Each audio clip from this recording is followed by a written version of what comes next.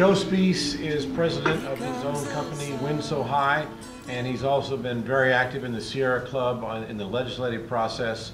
So Joe, let us know what's going on. All right, thanks, Greg.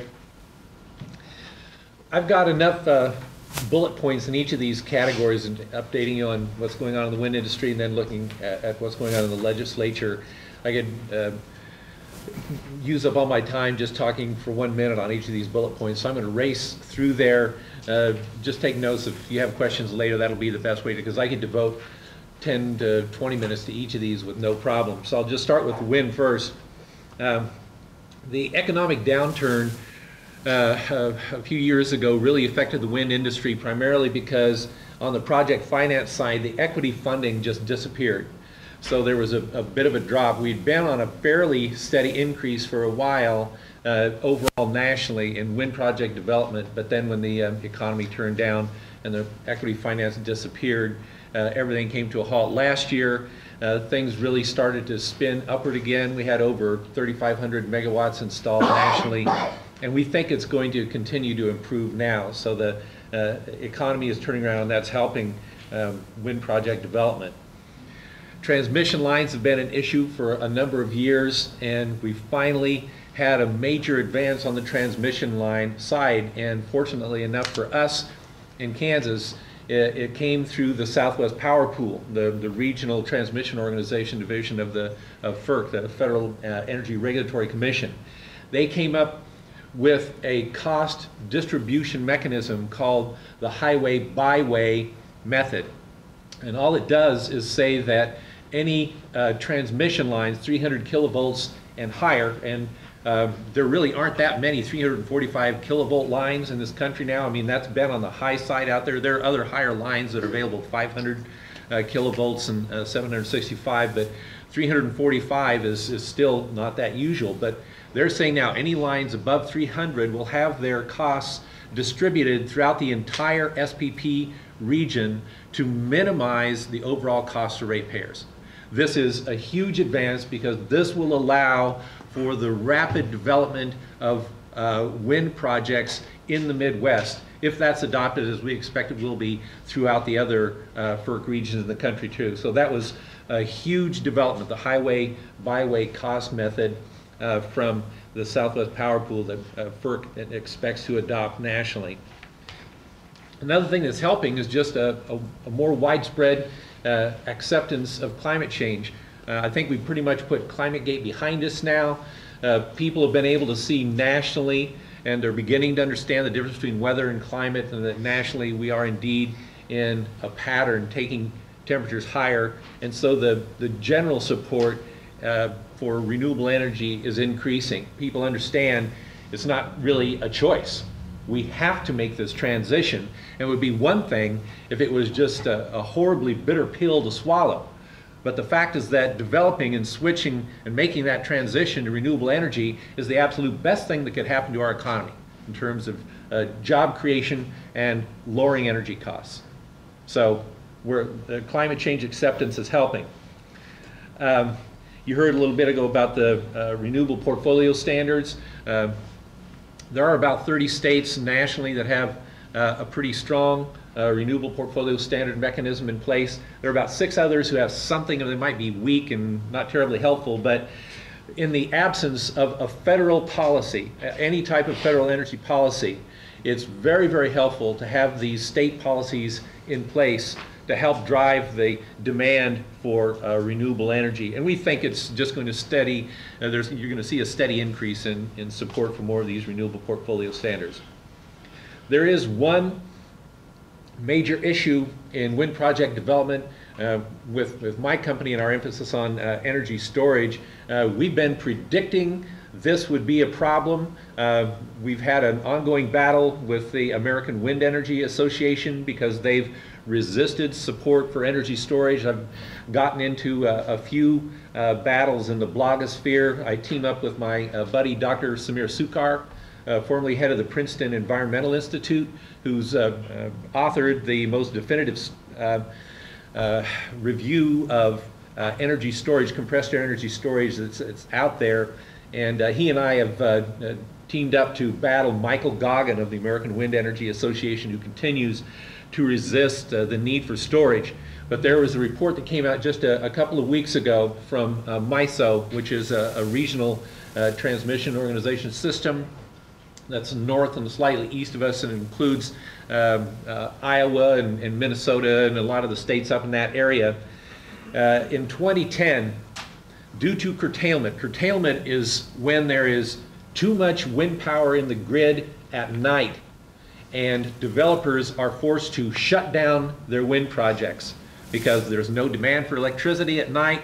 Coal plants and nuclear plants have to run on a completely steady rate 24/7. They can't change, they can't ramp up or ramp down without creating huge inefficiencies and environmental problems too.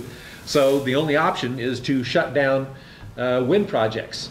We knew that this was a serious problem in Texas, although we haven't had access to revenue numbers. But now we saw for the first time the severity of this curtailment problem in MISO. And in 2010, wind project developers lost $57 million in revenue from having to shut down their wind turbines at night. This is a serious problem. Well, the best solution to this problem is energy storage. If you're using the wind at night to power compressors that make pressurized air that you inject into geologic formations where it's stored, then during the day, if the wind isn't blowing, you release that pressurized air. It goes through a combustion turbine, so you then have constant electricity during the day when it's needed, coming from wind power. You've stored the wind at night in the form of pressurized air. That is the best solution, and these curtailment facts and figures that are coming out only prove, as we've predicted all along, that we need energy storage right now. Developers will not be able to sustain those types of losses going forward. It's just impossible. It will destroy their financing. So we have to look at energy storage as the best way of solving that curtailment issue. And it's ready right now. We've had a compressor energy storage plant operating in Alabama since 1991. It's the most reliable plant in the country. It has a 97% reliability rating because it's a very simple technology. You're simply just blowing air through a fan. Just think of a jet engine fan. It's very simple. They just don't break down very much because there's not a lot of stuff to break down. So the technology exists. We just have to have the will to develop it. And the argument's ready to explain why it's superior to other sources of baseload power. Turbine prices are dropping globally.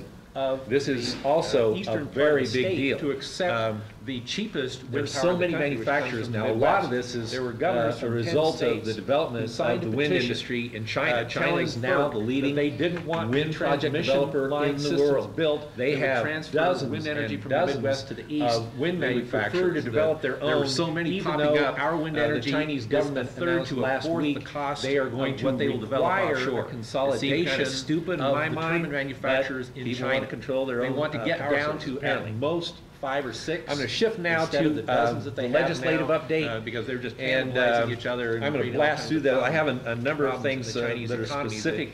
There's some really crappy categories that are taking place that we need to be but there are also some aware really of good turbines too. And I want to mention first where you're getting away from the Senate, United States Senate Energy Committee has issued a request for comments from anybody who has the time. I did this yesterday. It takes 2 to 3 hours about the clean energy standards that they're considering right now.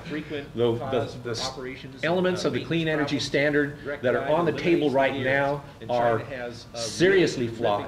There are major concerns there, and we need to speak up to let them know that some of the things they're considering, which are part of a compromise with conservatives, are absolutely idiotic and insane, and we can't tolerate it. They're talking about partial credits for natural gas and coal, as if these generating sources that emit tons of greenhouse gases are now just going to be given a free pass and credits for some of the things they're doing. We can't allow that to happen.